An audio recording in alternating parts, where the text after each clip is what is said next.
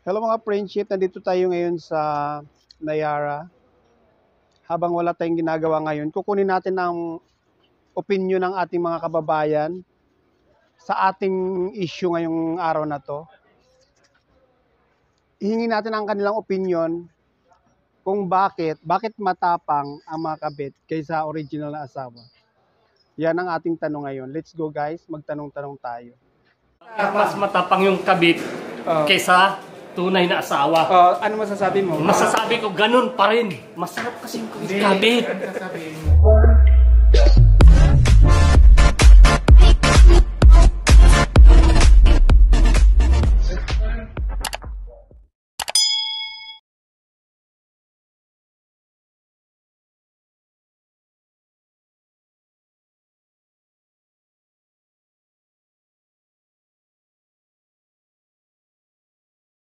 Nandito tayo ngayon sa mga grupo ng mga florista.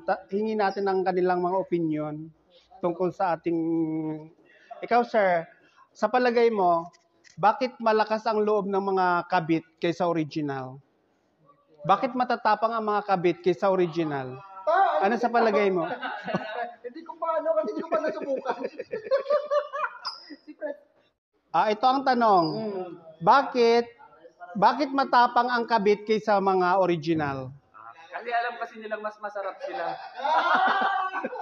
Ito kukunin natin ng anong masasabi mo tungkol dun sa issue natin ngayon?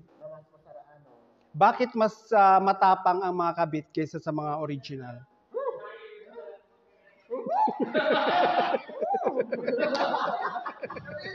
Wala siya. Magaling kasi sila. Ito ang mga opinion. Bakit matapang ang mga kabit kaysa sa mga original? Baka kasi naghahanap ng kalinya. Baka mas magaling yung mga kabit. Itong veterans, ito tatanungin natin, bakit matapang ang mga kabit kaysa mga original? Bakit matapang ang kabit sa original? Kasi pag pumabit ka, nandun yung sarap. So yung kabit, ayaw niyang maranasan dun sa original ng sarap niyo. Panindigan mo yan, ha? Panindigan mo yan. Galit sila. Ikaw naman, sir, anong masasabi mo sa issue natin? Tanong sir. Bakit matapang ang kabit kaysa original? Kasi lagi nakatibak sir. Ito, meron tayong tanong. Sa palagay mo, bakit matapang ang kabit kaysa original? Bakit nga?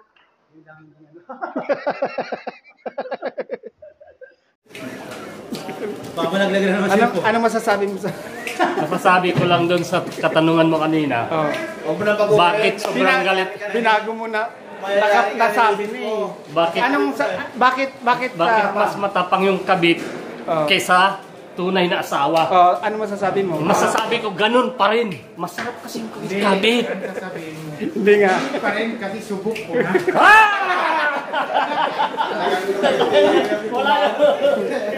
Ikaw, ano masasabi mo? Subok pa rin. Subok na daw. Ayan, subok na yan. Siya may sabihan, subok na. Yan ang may sabihan. Hindi ako pwede magbiro ng ganyan kasi subok ko na eh.